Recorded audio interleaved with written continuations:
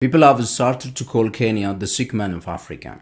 The Kenyan economy, which once been, hailed for its advancements as one to be sought after in the continent of Africa, is now facing a lot of challenge. Will Kenya break free? Will Kenya make it? That's a question that many analysts are asking nowadays. In this video today, we're gonna see a story of Kenyan economy. If you're new to this channel, this is Nigat Post. We cover African economic stories. So do subscribe to the channel, like and share our videos. So the East African nation of Kenya has been for a long period of time the darling of the West. Most American companies or most Western companies have their own headquarters in its capital, Nairobi. Why? They love the business environment. Kenya has the most conducive business environment for Western companies to thrive. Apart from the liberal approach the Kenyan economy follows, Kenya also enjoys a democratic transition of governments and nice security in the whole. Unlike many other countries in the continent of Africa, Kenya has been much more stable, democratic, and also open in terms of trade. The promise of liberalization plus also the Kenyan way of going both ways with the West and China has helped fuel growth in the nation for decades now. But finally, the debt is coming back to bite the Kenyan population. That is maybe why we have seen recent uprisings in Kenya. Mind you, Kenya, among the entire continent of Africa, boasts one of the highest GDP to debt ratio. The debt to GDP ratio of Kenya is basically more than 60%. So the International Monetary Fund, as it always does, come with a solution: a liberalization, an economic reform program that is prescribed by the IMF has led to social unrest recently, shocking the Ruto administration. The government of William Ruto, who promised the youth a new way of doing business, a new way of doing politics. A government who ran as an anti-establishment basically became the establishment, according to the Kenyan youth, I mean. So finally, the Ruto administration, in order to pay for the debts that governments took and also pay for the spending on now, has to increase taxes, has to increase government revenue, biting in the pockets of everyday Kenyan. That was one of the reasons people started to take it to the streets in Nairobi, Mombasa, and other major towns in the nation of Kenya. So what happened to Kenya?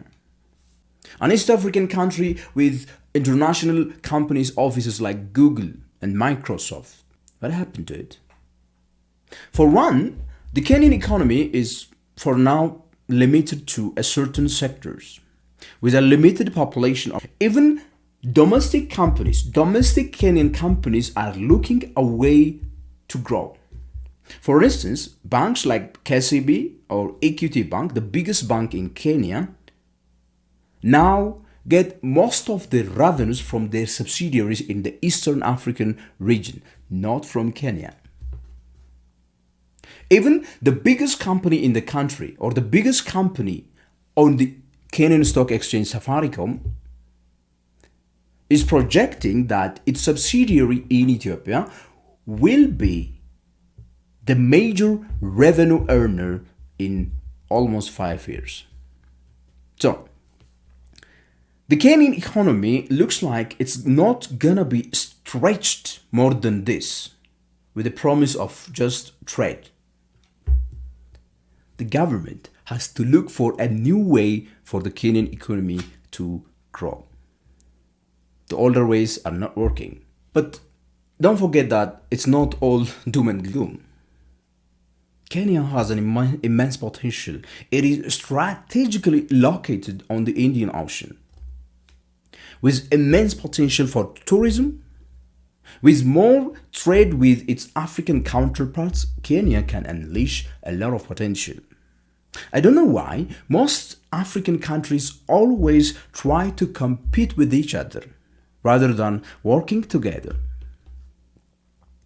We don't see Kenya cooperate highly with countries like Ethiopia.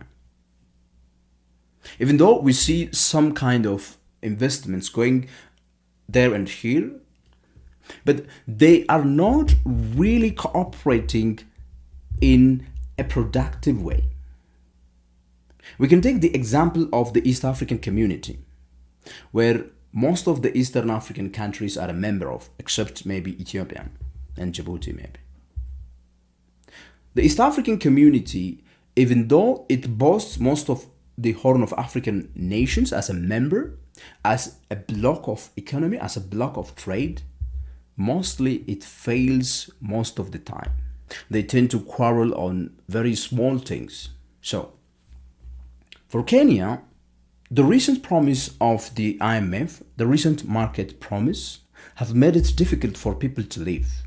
Inflation skyrocketed, even though not that much high, but cost of living is really increasing for average Kenyan.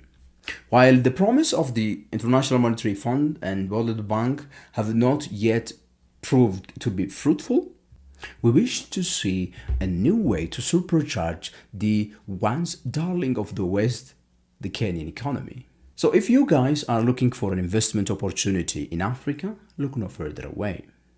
Kenya might be another big challenge that needs solution. Kenya has a lot of use. Do you know more than 90% of banking and financial services are conducted online in the country of Kenya? With lots of digital financial innovations, the country of Kenya is the one to look for. Even though its economy is now ailing, if the government and the people of Kenya find a conducive way to break free of the promise of the market, we might see a light at the end of the tunnel. If you like the video, please do like our videos, do subscribe. Put your questions and comments downline in the comment section. Until next video, this is Ninga Post. We cover African economic and financial stories for you. I'll see you next week. Bye bye. Ciao.